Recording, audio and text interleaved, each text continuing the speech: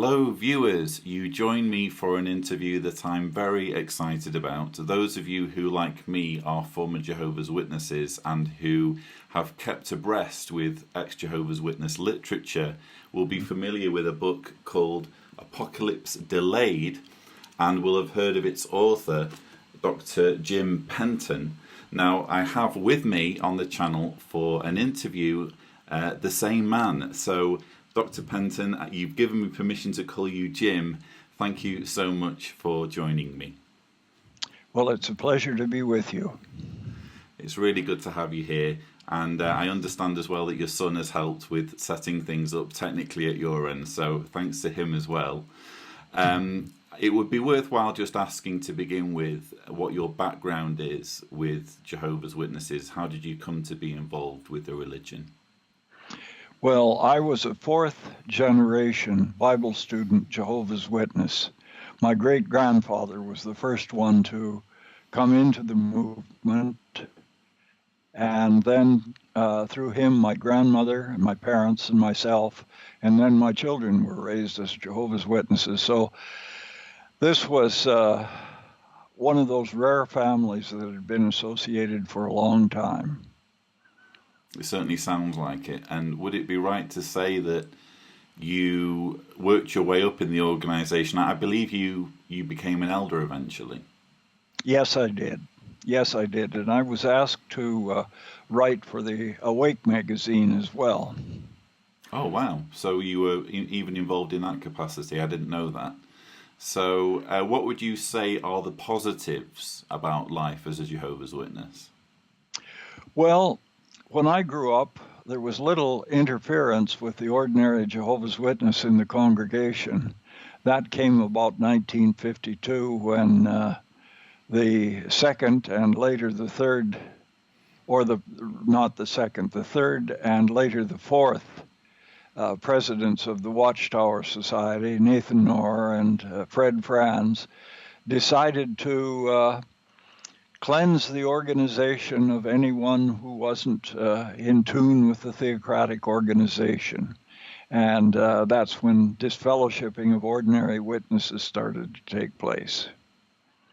Indeed. So before that, there was a lot of congregational independence. The presiding overseer of the congregation would make up the service meeting, and from 1952 on, everything became structured in Brooklyn and in the branch offices of the society. One of the things that most amazed me, in fact, when I was kind of doing my research and, making inquiries, as it were, following my awakening from the religion, was that as recently as 1947, you have the Awake article talking about excommunication being unscriptural and even a pagan practice, and then almost immediately in 1952 everything's changed and they are practicing excommunication themselves. I mean, it's just extraordinary. Well, that's right. Although Judge Rutherford had practiced disfellowshipping or excommunication by fiat without any sort of trial.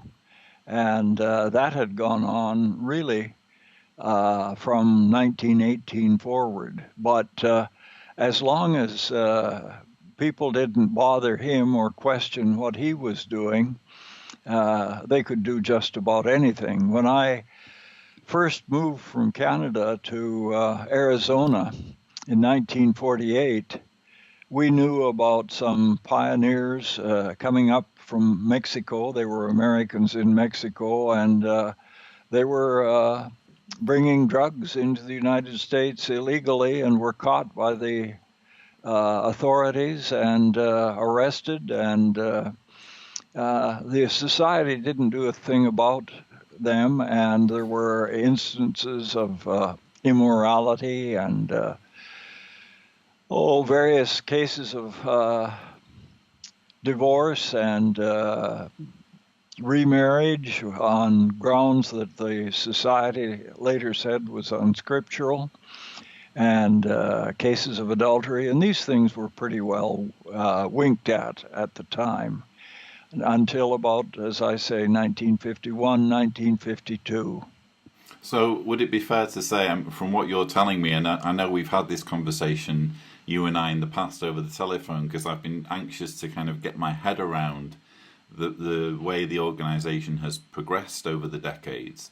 Would it be fair to say that under Rutherford, the organisation was almost more liberal when it came to interpreting morality, but when you switched to the Knorr presidency, that's when things started to change? That's right. That's right. And Knorr was a very stuffy, arrogant individual who believed that he could impose his thinking on everybody else in the organization, and he did. Indeed. Now, obviously, you've painted a picture for us of someone who grew up in the organisation, had some quite extensive roots in the organisation, and became an elder himself. So what led you to walk away from the religion? Well, over the years, I began to see two things happening. Mistreatment of people, which really bothered me, and a history of Jehovah's Witnesses in Canada. A number of people began to contact me and say, well, did you realize what was happening, particularly in the United States? And of course, I hadn't known this, and I was shocked by it, and I did a little research contacting some of these people and finding out how they had been dealt with by the society. At the time, neither of the individuals in question who gave me the most information were not disfellowshipped, but they explained what was going on, and they had recordings and proof of what they were saying, and I was horrified by this whole business. And then I began to do a lot of work on the history of Christianity, and in the early church in particular, and I began to say, well, hey, this isn't in conformity with what the scriptures teach, or is it in conformity with what the first Christians did? And I began to feel that the hierarchical organization of the Watchtower Society was in some ways a dead ringer for the Catholic hierarchy. And of course, there have been a number of people who have said if an organization hates some other organization, or individuals go on a consistent hatred of another organization, they will become a clone of that organization. And this is basically what happened to the Watchtower Society. It certainly does seem that way. Like you say, for so many decades, the Catholic Church was in their target sites. But what we see today is a very close approximation in terms of the hierarchy. You mentioned about individuals who you were especially concerned about. Are we allowed to know the names of any of these individuals? Were they well known? Well, one of them wasn't particularly well known at the time. His name was Richard Rowie, who has now been dead for some time. Yeah. And the other one was Jerry Bergman, who is a professor in the state of Ohio now. And Jerry has done a lot of work and published a lot of material. And he's a very, very fine person. I always agree with every position that he does, but I guess that's true of almost everybody. We have our own individual outlooks and positions, but I have a great deal of respect for Jerry and think he's done some very fine things. Yeah, I actually have one of his books. It's the can't think of the name now. It's the bibliography of all the Watchtower works. Oh yes, which is very helpful. And I also quote from his interview of Hayden Covington in my book. So. That's a bombshell. It certainly is. So, can I ask you about the preaching work? Because my understanding is that one of the things that concerned you when you were first kind of distancing yourself from the organization was the onus on the preaching work. That's right. I began to feel that it was very unscriptural.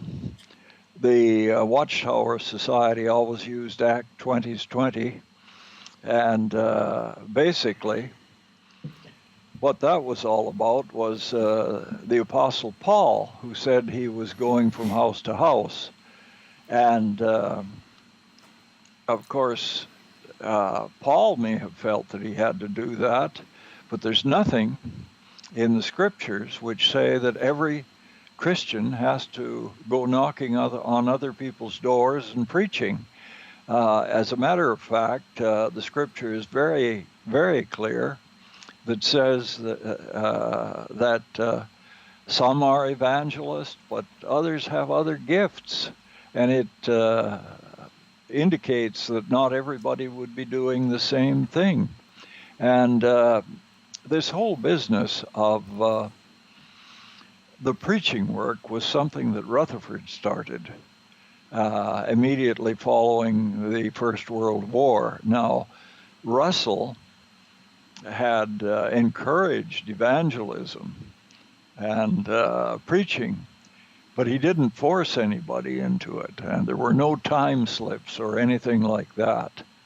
So it was purely Rutherford's idea, but it became the Holy of Holies for the witness organization, and it was very hard on a lot of people. I began to see the effect, particularly on young women who were going from door to door, and some of them came to me and confessed that they really became sick to their stomachs over this. And quite frankly, I began to hate going from door to door because I thought it was an intrusion into other people's lives and affairs, and it was arrogant. And I felt that preaching to people should be done on an informal basis. And then I began to do some research and discovered that in many cases, the preaching work was actually counterproductive because it offended so many people. And more people came in through family relationships, through independent contacts with and so forth, than on the preaching work. And one of the things that the witnesses were detested for was continuing to call at other people's homes. So it wasn't right. Then, in 1971, a change took place, and the organizational instruction book of 1972 quoted a scholar, and this scholar made it pretty clear that house to house didn't mean going down the street knocking on people's doors, but it meant in the various houses of the Christians. They went there to teach, not just simply to preach or blitz the territory. And as a consequence, I thought, well, hey, they're coming into the light on this thing. And I was very appreciative of many of the changes that were made in 1972 and remained in force until after 1975. But this, of course, upset many of the former circuit and district overseers and certain persons in the congregations, the pioneers. And I came to realize that what had happened in the organization was the only people that really experienced upward mobility and were appointed to other positions and had more to say in the operation of the organization, that the only ones who had this upper movement into positions of greater responsibility were people who were door knockers, the pioneers. And most of these people didn't have any education, any experience in the workaday world. And the result was that the people who came to be circuit and district overseers and ultimately members of the Bethel homes and the governing body were people who had no experience, didn't understand the world, didn't know what was going on. They had such biased views of everything. For instance, I talked to members of the governing body at one time before I took the final step of questioning them. And when they found out I was a university professor, they were shocked because universities were evil. Universities brought people out of the truth. And they went back to the period of the Vietnamese War, where there was a lot of dissent, and reasonable dissent, I might say, against the war in Vietnam. But all they could see was free love, adultery, young people not behaving themselves, and so forth. And therefore, universities were godless places. And I tried to explain that that had changed in universities for the better. Now I think things have happened in the universities that have changed for the worse. They're taken over by the corporate world, and there's less freedom of speech in the universities than there used to be. But you make an interesting point about the governing body, because of what's required of them when they're making their way up the hierarchy. They're almost insulated from reality. I think that's a really good point.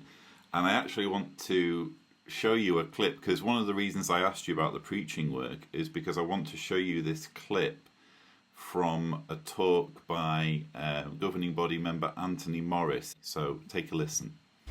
Some can't do maybe as much as others, but we have, as Christians, the God-given responsibility to warn others. So you just take a look, and this is the idea Jehovah is getting across at your hands. And you look at your hands now, only God, as he looks at your hands in here and all those that are tied in, does he see blood there? The humans sitting next to you, they might have an idea because they know you well and you haven't been out in service in weeks. Well, guess what?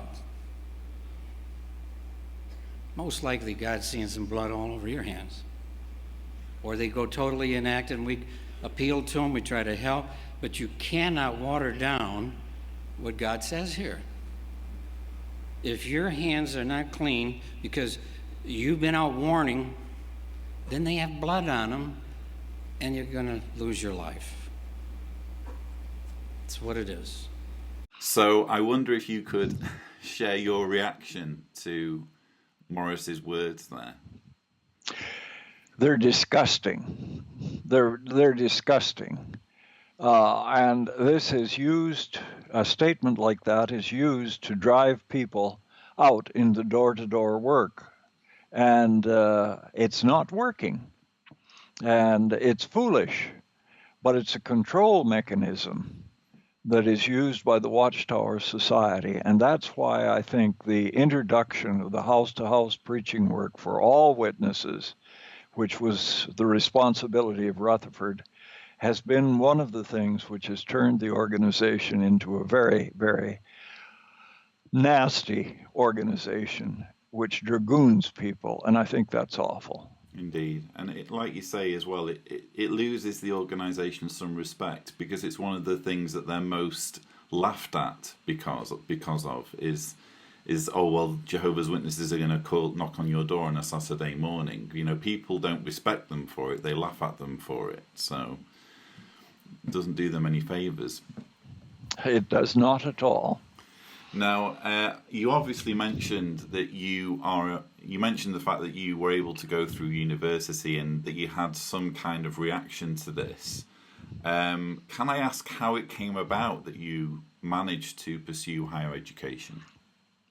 Well, when I started university, although the society had long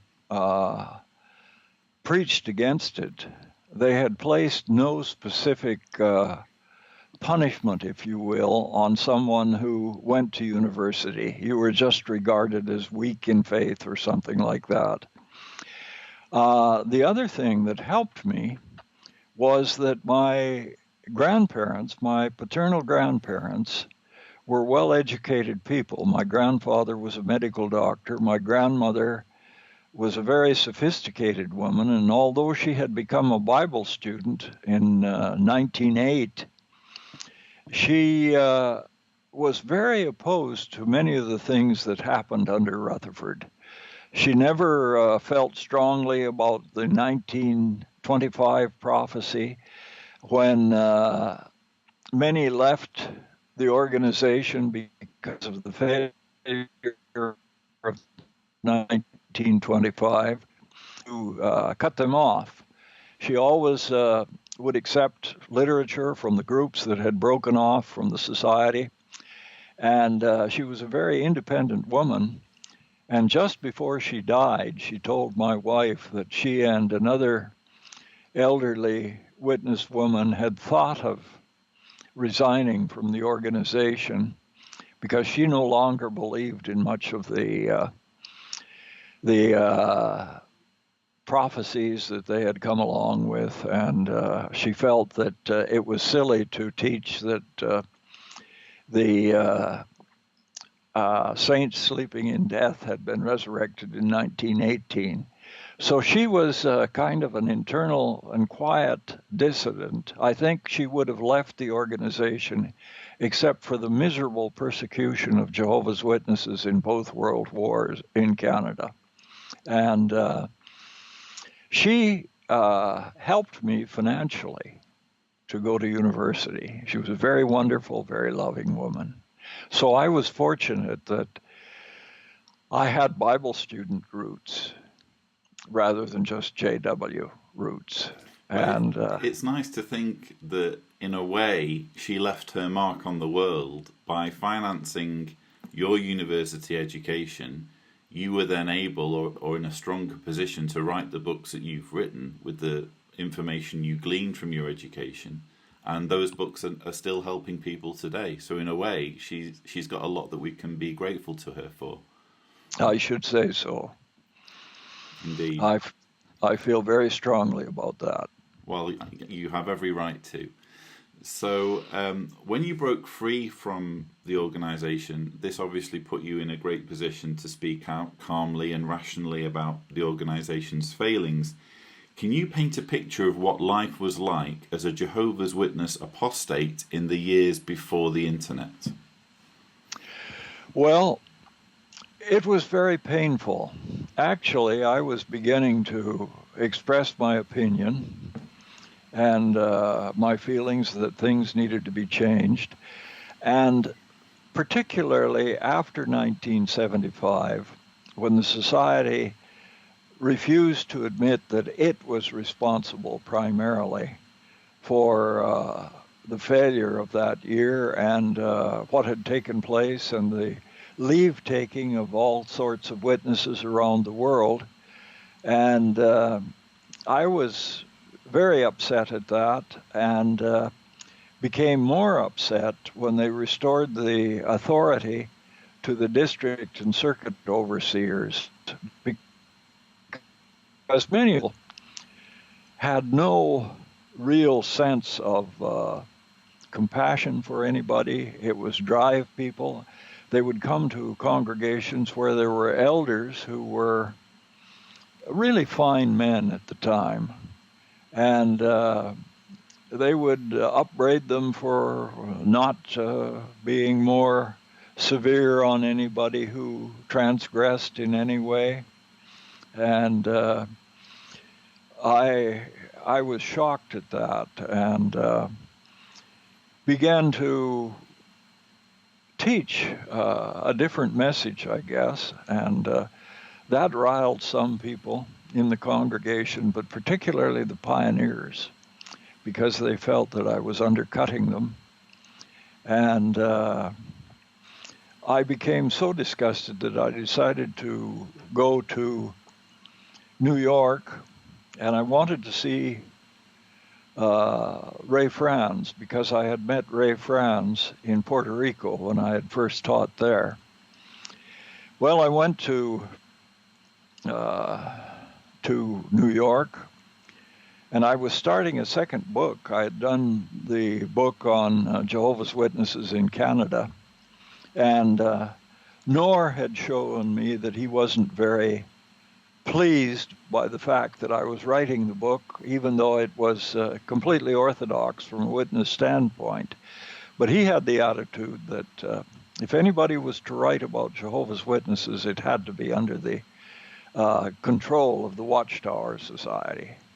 Did they try to control you in that way? Did they try and suggest, you should? Well, what happened was that I had visited a number of the branches, and the branch witnesses, the people at the branch society offices, were very different. I found the branch in Puerto Rico quite reasonable. I found the Canadian branch very reasonable and very receptive to what I was doing. I stopped in England, and I was very pleased to see that a number of the English witnesses were wearing mustaches. And I went to France, and I found the French people, the French witnesses, very open. And then I had spent a year in Spain on a sabbatical leave with my wife and daughter. Some of my other children, my son and his wife, had come over, but they didn't stay. And then I decided, well, I'd stop in Brooklyn and do some research there, and I wrote a letter ahead. And when I got to Brooklyn on my way back to Canada, I was treated virtually as a non-person. And had it not been for a couple of black witness brothers, I would have changed my flight to Western Canada immediately and gone on. I was shocked at the attitude that pervaded the Brooklyn offices of the Watchtower Society and the attitudes that they manifested towards me. And this was because you were writing a book? This was because I was writing a book, or it was just because of indifference. Right. The attitude by members of the governing body then, in general, was, well, if something has to be done, we'll do it, or we'll see that it's done. And I later found out that some of the things that took place that were almost unbelievable was that they would keep people who had been disfellowshipped away from the organization, even when they begged to become reinstated and come back in. And it was the most unloving place that I think I have ever been in my life. But you mentioned, when you were first kind of delving into, life as an ex-witness, you mentioned that you traveled to New York to see Ray Franz. Can we pick up on that right. story? Yeah. Yes. Well, this was in 1979, and I went there, and I was doing some work on this history, and there was a little library on the Brooklyn Heights, and I went over there to see if I could find out something about the early background to Russell. And I couldn't. They didn't have any information there, but I explained to the librarian that I was a Jehovah's Witness and doing this research. Turned out the librarian was also a Jehovah's Witness. We began talking, and it soon became evident that he and I had many of the same concerns. So he suggested that I get a hold of Colin Quackenbush, who had at one time been an editor of the Awake magazine, but who had been scandalously trimmed, as they called it, before the whole Bethel family, because he hadn't wanted to go to an assembly in Europe when Nor wanted him to go. He was so tired out, he said, that I had to get out and take a holiday. And when he came back, Nor and Franz attacked him savagely before the whole Bethel family, and he simply moved out of Bethel for many years and then came back later in life. But he was a good friend of Covington, who had been the society's lawyer but was disfellowshipped for drunkenness, and he told me that he believed that Covington had something physically wrong with him, some ear disease, and Jerry Bergman had told me the same thing. And he was very, very critical of Franz and of Nathan Knorr. And of Fred Franz, you mean? Yes, yeah, Fred yeah. Franz, not Ray Franz, Fred Franz. And he told me, he said, you be careful when you go to see any of these people, even Ray Franz, whom I had known. Well, I went to see Ray, and I poured out my heart to him and told him how I felt about the preaching work. And he indicated to me that he agreed with me. But he said, be patient. Well, I couldn't be patient because when I was there in the Brooklyn Bethel, a Watchtower came out, and here was an article pushing the door-to-door preaching work. And they quoted a portion from the same man who had been quoted in the organization book that had been published in 1971. Only whoever wrote the article had clipped off the end of this article, wherein this scholar had shown that house to house in King James English did not mean going down the block and beating on every door. It meant in the various houses of the early Christians. And they cut this out. And whether they misinterpreted Acts 20:20 or not, they of course ignored the whole New Testament picture that the preaching work wasn't required of everybody. And I was so horrified by that I went home, wrote them a long letter, giving them the Greek of the whole thing as well as the English. And when a copy of my letter came to be known, I was immediately targeted as a heretic, and news came down from Brooklyn through the district overseer and the circuit overseer that I was unquestionably to be removed as an elder. And I was summoned in by one elder who told me that they had gone about the congregation soliciting letters against me. And I was prepared simply to walk away. But then when I found out what the whole situation was, I said, I'm not going to. I'm going to stay and fight. And when they attempted to remove me as an elder, 3 other elders in the congregation refused to go along with them, and the whole congregation became divided, and as a matter of fact, a number of congregations in the city we were living in.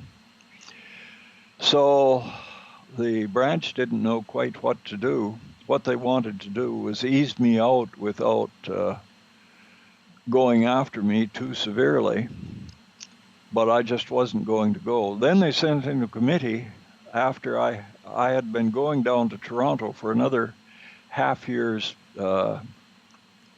study leave, and they wanted me to come back and get the whole matter settled. They sent in a committee, and I was cleared of any charge of heresy. But what they then did was call on the circuit overseer who had damned me up one side and down the other, and the body of elders to vote whether I should be an elder or not. And I had gone away down to Washington State to visit some friends, and when I came back, I found out what had happened, that they had voted not to recommend that I should stay as an elder, and so I just walked out. I said, this is the end of the whole thing. Was that an emotional decision for you to reach, or were you relieved, or? Well, I certainly wasn't relieved. It was a horrifying thing.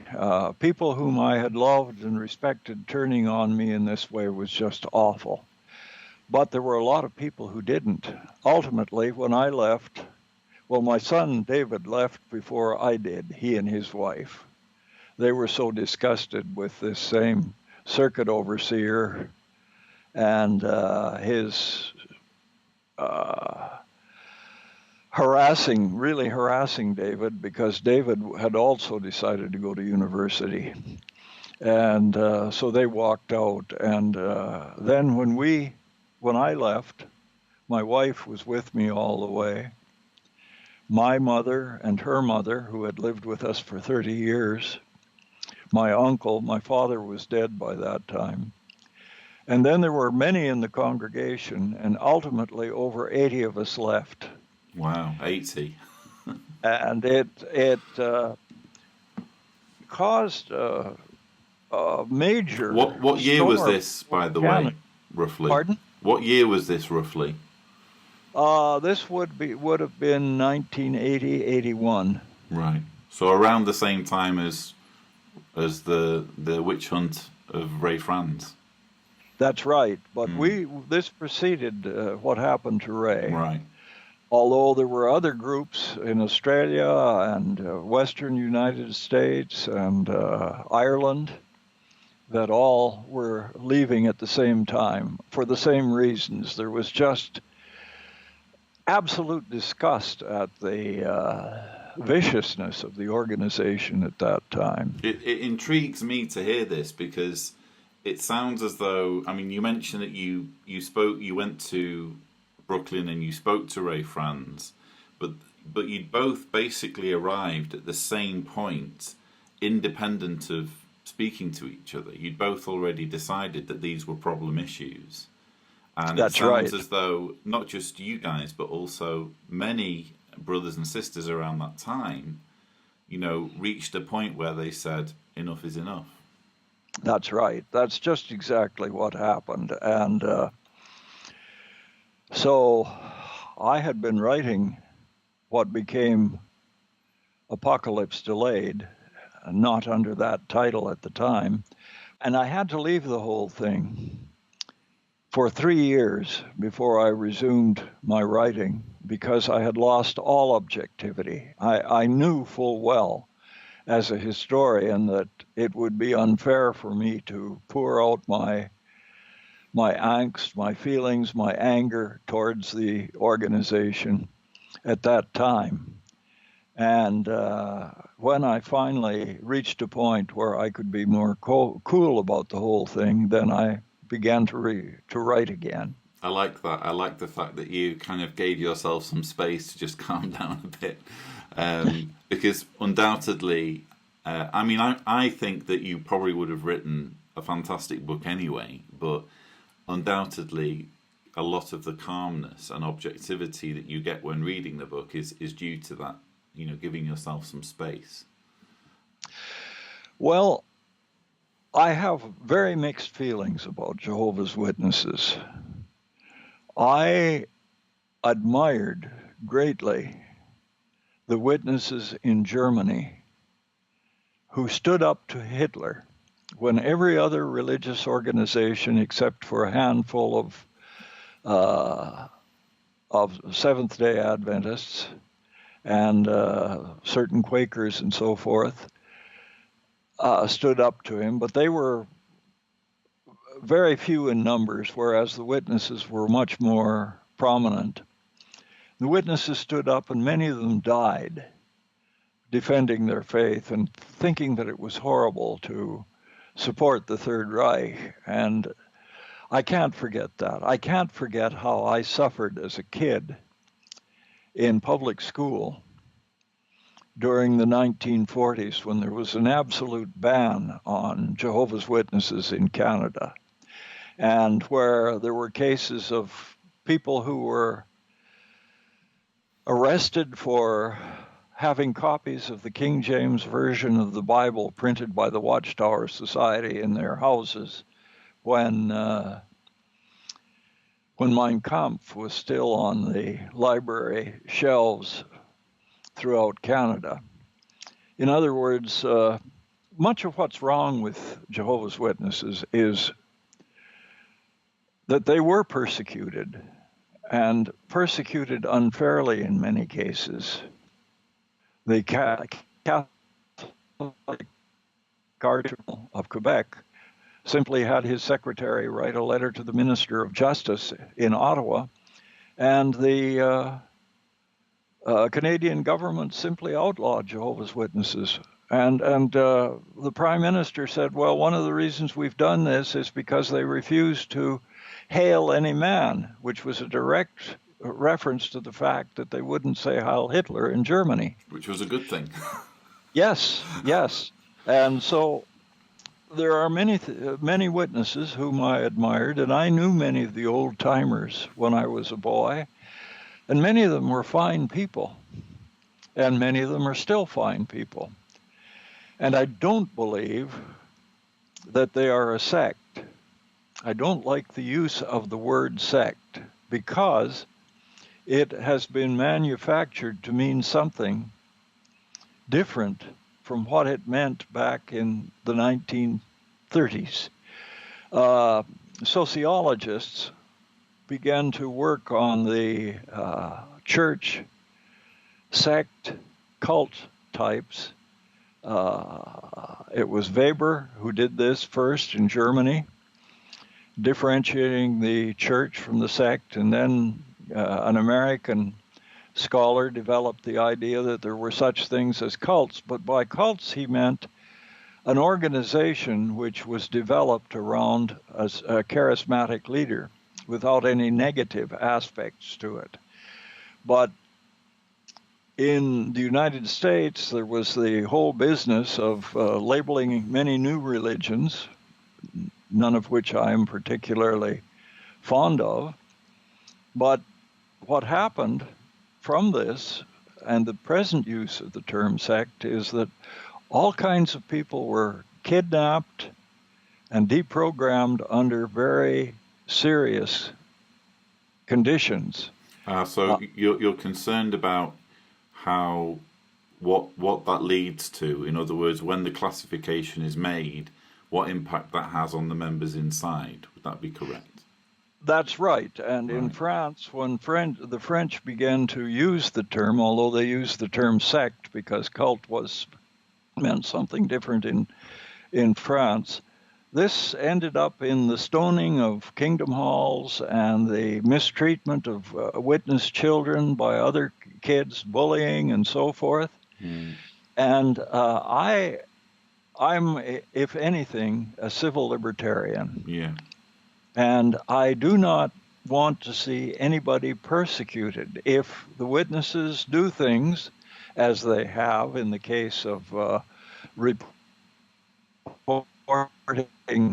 or failing to report sexual molestation, I think the courts have a place and they should be punished for that. But you should never punish all of the members in a religion, no matter what religion that is, whether it's Jehovah's Witnesses or Jews or Muslims or Protestants in a Catholic country or Catholics in a Protestant country. I think that's a really important distinction to make, and it's one that, that I think a lot of ex-witnesses struggle with themselves, is differentiating between the leadership and those who are following the leadership.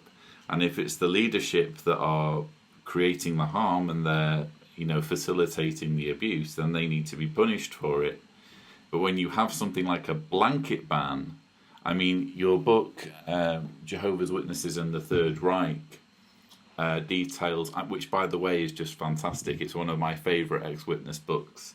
Oh, And I thank found you. it enormously helpful in my own research. But this does a fantastic job of painting a picture of what it was like to be an ex-witness in Nazi Germany, and what Rutherford did, and his attempts to ingratiate himself with Hitler and all that kind of thing, which is a fascinating side of Watchtower history.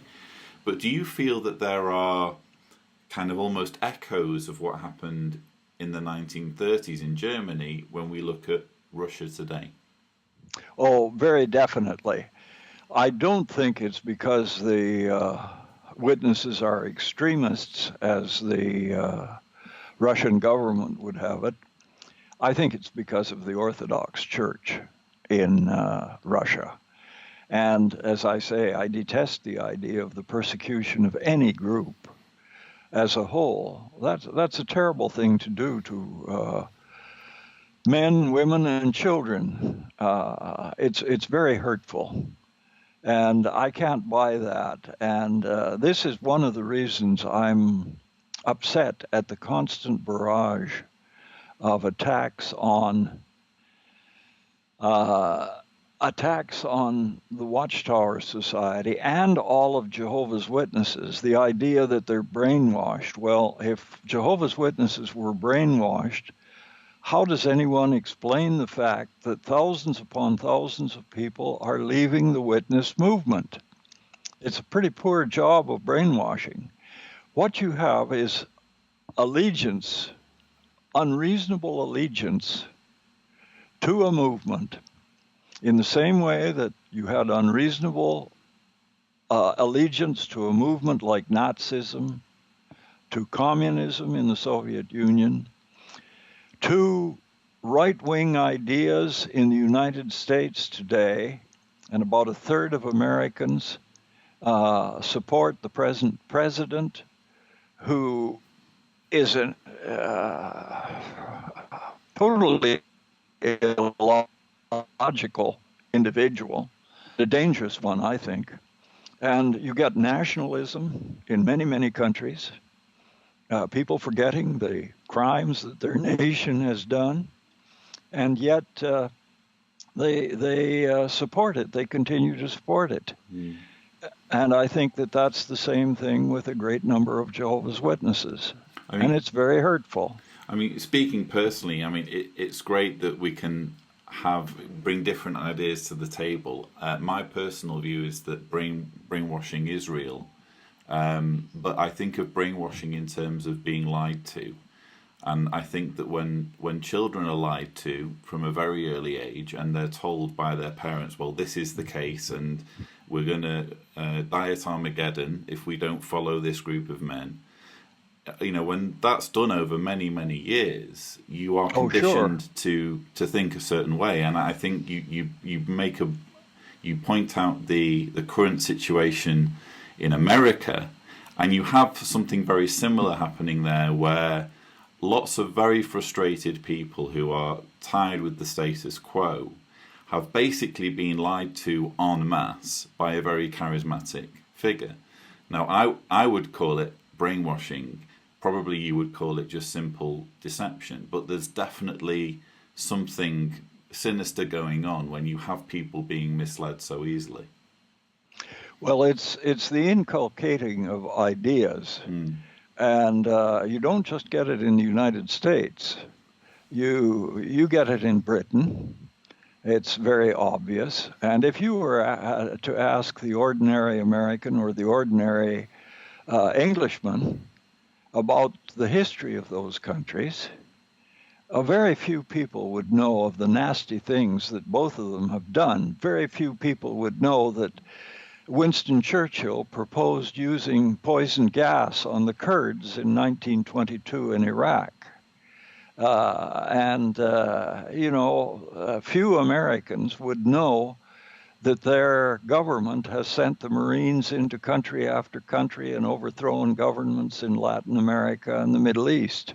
1953, they overthrew the the only democratically elected government that the Iranians had ever had.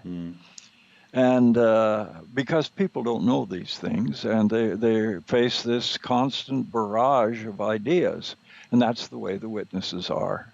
And but it certainly is very sad when you look at what's happening in Russia, not just because people are having their human rights trampled. I mean, it's a basic human right enshrined in the Universal Declaration that you should have freedom of religion.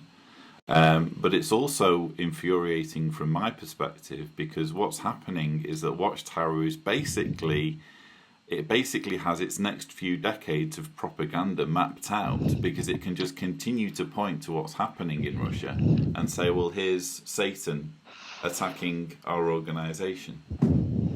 That's right. And you know, there is another factor here that needs to be brought in that most ex-Jehovah's Witnesses don't know anything about. And that is that there is a whole scholarly community, particularly in Europe, that will excuse virtually anything that Jehovah's Witnesses do or have done. And there are a couple of academics who have gone after me because I have exposed some of the nasty things that the Watchtower Society has done. And one of these gentlemen has just written a history of Jehovah's Witnesses, and he's written other things which are way off the mark. He's not a good scholar, and I don't mind saying that. One of the things he did was he went before a group of scholars and attacked me for some of the things I had said, particularly about Rutherford. And in one case, he misquoted me. He said, oh, well, I don't see that he has produced any evidence for what he said, and he misquoted the wrong footnote that I had placed. He even didn't take the time to look up the proper footnote in my work. And there's a chap who has done outstanding work on the witnesses in the concentration camps in Germany, Detlef Garba. And in his recent translation of a book in English, he said he wouldn't quote from my book, although he did, because I was unscientific in my approach. Now, both of these guys who are out there are either working directly with the Watchtower Society, or in the case of Garba, he has been subsidized in the writing of his book by Jehovah's Witness groups, and the person who translated his book from German to English was a Jehovah's Witness. Now, these are people that would have been called back in the 1950s fellow travelers. But the fact is that they are given grist for their mill by the extreme statements that many ex-witnesses are making on the internet, and by attacking persons like yourself, which I have thought was outrageous. And I must say, I have been very pleased that when you have come forward and taken a stand, you have documented your position, and you haven't done it in a nasty fashion. Oh, that's very kind. I was going to ask you a little bit about what you thought about the current ex-Jehovah's Witness community. I feel as though in the 21st century it's probably different from how it was when you were first waking up, because, you know, the internet's changed everything. I mean, when you were waking up, you literally physically had to go and find Raymond Franz, or you had to pick up the phone and have a phone number to hand as to who to contact, or you had to write someone.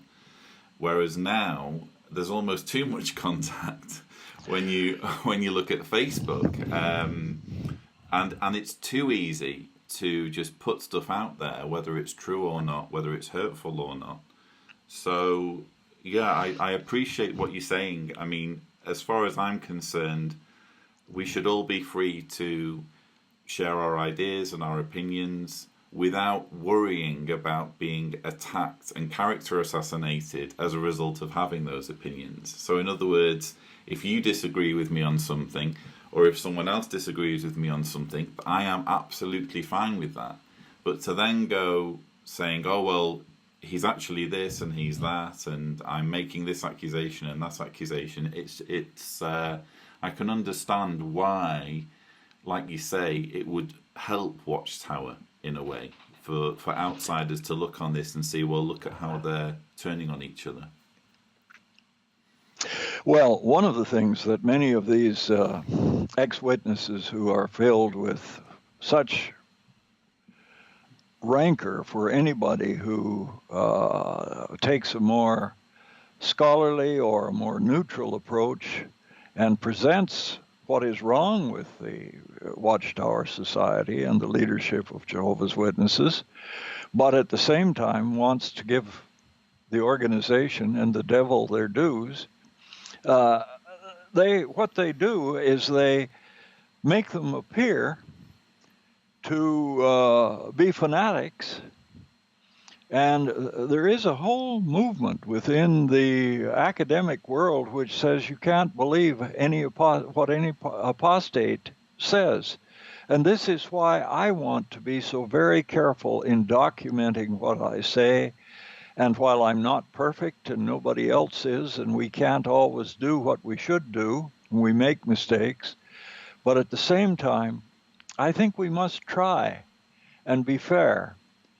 I was raised to have very negative feelings towards the Catholic Church, but I know that there are many beautiful people in the Catholic Church, and I have learned that. And I've learned to temper my feelings and my comments because I see the changes that are taking place in the Catholic Church, which are positive. I see things that are wrong in other churches. I detest the weakness of many Protestant churches and the shrill, condemnatory behavior of many evangelical groups in the United States. So it's important that we be reasonable and attempt to censor what is wrong, but do so in a reasonable fashion. Well, I can only say that I've been on a journey, and I'm still on a journey of trying to approach this challenge of raising awareness of what's happening, of the harm that's happening in Jehovah's Witnesses, but at the same time being fair. And I would only say, Jim, that you have been one of a number of inspirations in that regard because of the calm, logical tone that you've taken in writing your book. So I really want to thank you for that. Thank you very much. Well, I thank you for attempting to be reasonable. I'll do my best. Now, I had a few questions that we've kind of covered in that conversation that we've just had, but I'm going to come back to, well, first of all, I wanted to ask, you mentioned going to see Ray in the build-up to the whole apostasy purge. Were you two in touch with each other sort of after you'd both exited the organisation? And I also want to know whether you were in touch with Carl Olof Jonsson or continue to be in touch. Well, I wasn't in contact with Ray for some time because Ray himself was so beaten that he didn't want to contact any others, and he hadn't at first been disfellowshipped, and what they did to him was horrifying. I was in contact with Carl Olof Jonsson, and still am. He has been very ill, but he seems to be recovering. Oh, fantastic. And he is one of the nicest persons I think I have ever met. He's a beautiful human being, and his colleague, the man who has worked with him over the years, Rud Persson, is just a gem. just an absolute gem. He's been to England about 3 times, I think, and been to the United States once, and he speaks and writes in completely fluent English. And I'm working on a book of his right now, which I think is going to be a real bombshell. Wow, I look forward to it. And but I'm so pleased that Carl Olaf had an awful lot to do with my leave taking too, because I was given a manuscript from someone who had been in South America, and somehow he had gotten hold of the manuscript that was circulated among a few friends, and he gave it to me. And of course, I had begun to question the chronology of the Watchtower in any case, but Carl Olaf, by his very, very careful work, showed me that the whole thing was just a real mess, a foolish calculation. Yeah, I made my own video, kind of like a very brief, scaled-down documentary about the whole 607 BCE thing. And to be honest, I've never been able to take it very seriously, even as a witness, because when you read the original chapter in Daniel, it's all very self-explanatory that the verse applies just to Nebuchadnezzar's dream and it doesn't have any greater application. So I never really took it seriously to begin with. But of course, for scholarly reasons, you need to say, but what if we can take it seriously? And I think Carl's work was just fantastic in his book, The Gentile Times Reconsidered, in just scrupulously going through all of the lines of evidence, completely decimating Watchtower's arguments in that regard. So that's right. And recently the Watchtower has come out with something that I think is destructive to their whole existence. And that is, they have said, we have to apologize for having used types which were not biblically authorized. The 1913, or 2013 rather, I'm still back in the 19th century, or the 20th century rather, not the 19th, hopefully, 20th century. And if they take to heart what was written in that particular Watchtower magazine, they will see that their whole chronological structure is meaningless, and that structure is the basis for their claiming to be God's organization. Now, I think they've got to begin to re-examine themselves. I don't think that the present governing body is capable of that, however. But there may be some people within the organization who are capable of seeing what's happening to them. I'm glad you've brought that out, because you quite rightly point out that they've more or less got rid of their whole types, anti-types thinking, or at the very least they're playing it down. But when I was growing up, or sort of entering my young adulthood, some of the big literature releases were the Daniel's prophecy book and the Isaiah's prophecy book, parts 1 and 2, and almost all of that is types and anti-types. Oh, of course, and they're the most ridiculous types and anti-types that you could wish to find anywhere. Precisely, but when you look at the current Watchtower leadership, you're struggling to see where they could, because you need some level of kind of intellectualism and intelligence to have the imagination to come up with alternatives, and I would struggle to see that in the current leadership. I was a little bit harsh there, but well, I don't think it really was, because no. I think that you have a group of people who are ultra-conservative and who have no realization of the weak position that they've placed themselves in. And, of course, they're being exposed not only by ex-Jehovah's Witnesses, but they're being exposed by courts and the Australian investigation of the organization that went on. and the many suits that are being launched against them. There is now a suit which is going to go up to the Supreme Court of Canada shortly, and I think that one can never say what a court will do before a court does it, but I wouldn't be a bit surprised to see that the Supreme Court of Canada takes an action against the extreme nature of disfellowshipping. Right. Well, that would be very welcome, wouldn't it? There needs to be something done, I think, to limit the damage that that's doing in people's lives. You've kind of touched on a question that I want to ask. It's one of the last few questions that I have for you. Obviously, the organisation's constantly changing. So much of it seems unrecognisable from how it was only a decade ago, from my perspective. What do you make of Watchtower in the 21st century, and what problems do you feel the organisation needs to address? Well, they have come out with such things as overlapping generations to try and explain or defend the 1914 thing.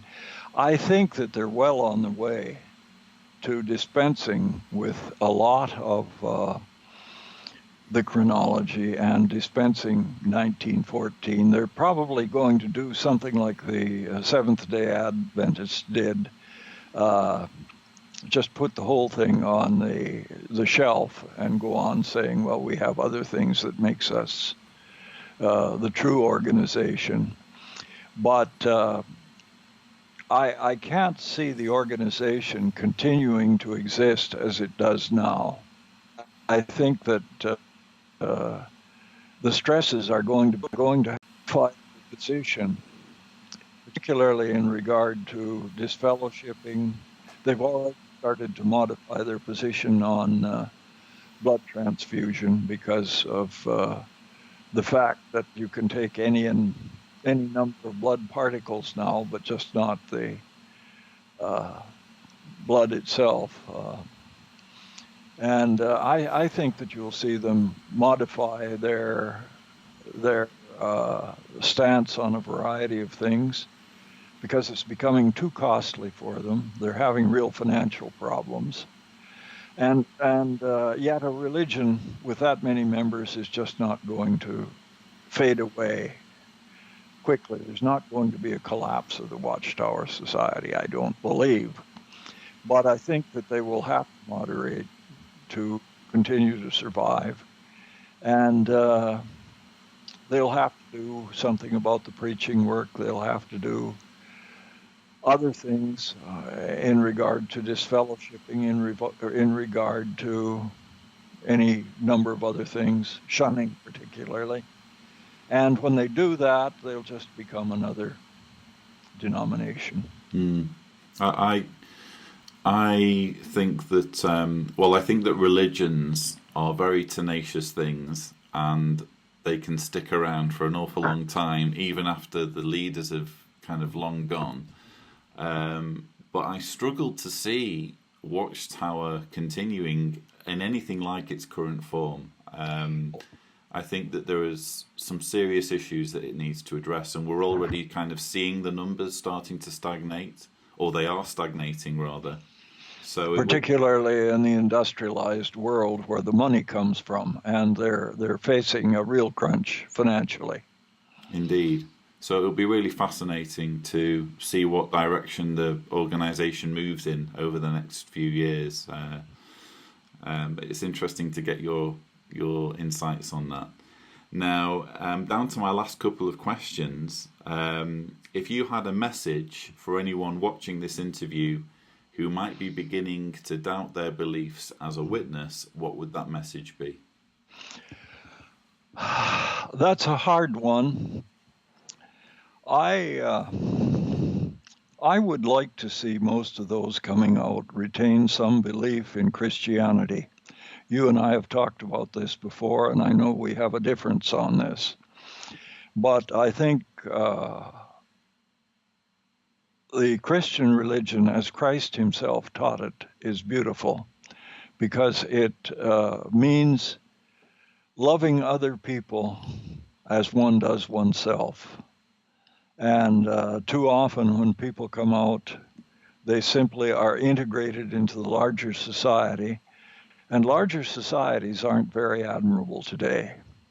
And we're seeing this, the rise of capitalism practically all over the world, which is causing terrible effects to take place. And I would say, if try and get over the terrible shock of the leaving or the disfellowshipping, go on and lead your life as a healthy individual. This religion is a small religion in comparison to other great religions. It is not the truth. It is something that claims to be something that it is not. And it's not worth wasting all of one's life or time scratching an itch or a scab that destroys the well-being of your life. There's life outside the Watchtower, and there is life outside the Watchtower, regardless of what position you take, whether it's Christianity, atheism, something else. I've run into ex-Jehovah's Witnesses in all sorts of movements. And, there are none of them that are perfect. And being isolated from everything and everybody isn't healthy either. So I would say, move on, find some joy, and continue to be a moral person. Yeah, well, I think that's the key, is being a moral person, and you can get there by any number of means. I think it's really nice as well, and just kind of going back to what we were saying before about kind of infighting and acrimony between ex-Jehovah's Witnesses. It's nice that you and I can have different views on whether there's a God or not, but still be friends, still get along, and still appreciate each other's ideas. What's interesting, I actually visited Vancouver back in June. Oh, wonderful. Yeah. And someone stood up in the audience and said something along the lines of, please tell me that there's no one here who's religious. We can get rid of religion entirely, or why don't you tell people that they should all be atheist, or something along those lines. And my answer, I forget the exact words, I think it's in the video, but how I feel about that is that it's entirely up to the individual whether they decide to continue as a Christian or to get rid of religion altogether. The main thing, as you say, is to be a moral person and to show kindness to your fellow man. And I would also say that simply being an atheist doesn't say anything about your morality. So that's why, even though I'm an atheist, I'm also a humanist. So I believe in the advancement of the species, and I believe in equality and trying to make the world as loving and kind as it can possibly be. So on that, I think we can kind of agree that whatever journey we take to arrive at that better world, we need to be thinking about how we can get there. You mentioned briefly that you're still working on another book with Rude Person. Are there any of your own books that you're working on right now? Yes, I am, although I've been slowed down by a number of factors. The death of my former wife over 3 years ago now, which was a real shock, although I'm remarried now for 1 year to an incredibly lovely woman, and we have such a good marriage. It got me back to work again. But what I'm doing is, of course, proofreading and making suggestions to Rudd for his upcoming book, which is, I think, going to be a real bomb. And I'm working on something else. I wanted to get away from writing just on Jehovah's Witnesses. I'm writing on a book involving the question of freedom of religion and the persecution of religions in Canada from 1867, the year of Confederation, to the present. And I'm finding some amazing, amazing things. The first group that really was persecuted in Canada was the Salvation Army. And curiously, the Mormons, who were practicing polygamy for a long time, were overlooked or actually ignored by the federal government because they wanted to bring people in to settle in Western Canada who would not be prepared to move the area into the United States. And so the federal government of Canada just ignored the Mormons. And then I wanted to work on the First World War, the intervening years between the First World War and the Second, the suppression of a variety of groups, the Doukhobors, the Mennonites, other groups, and the attitude towards the Jews. Don't let any Jews in. You know, those Jews, they're all communists, even though some of them were into big business.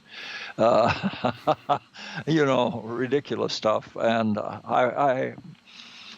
I'm very critical of what other nations have done, the United States and Britain, but I don't want to give Canada a pass either because it has its very serious faults as well. Indeed, it's important. Well, that's being a historian, isn't it? It's acknowledging the good and also pointing out the bad as well. So I'm really, really glad that you're still involved in writing, and I look forward to what you come up with. But I can't let you go without once again plugging these books. Sorry, I'm holding this the wrong way around. Apocalypse Delayed. This is actually the second edition. There is now a third edition, I believe, on Amazon. And this is Jehovah's Witnesses and the Third Reich, Sectarian Politics Under Persecution. Both fantastic books at helping you get a grasp of the origins of the religion and how it's come to be what it is today. But Jim, thank you so much for joining me for this interview. I've really enjoyed talking to you, and please keep up the excellent work. Thanks so much, and you have a great day there. It's later in Croatia than it is over here in Canada, but go and have a good glass of Croatian wine. I will certainly do that. Thanks so much for joining me, Jim. Viewers, I hope you've enjoyed this interview. Please don't forget to subscribe for more interviews, and as always, thank you for watching.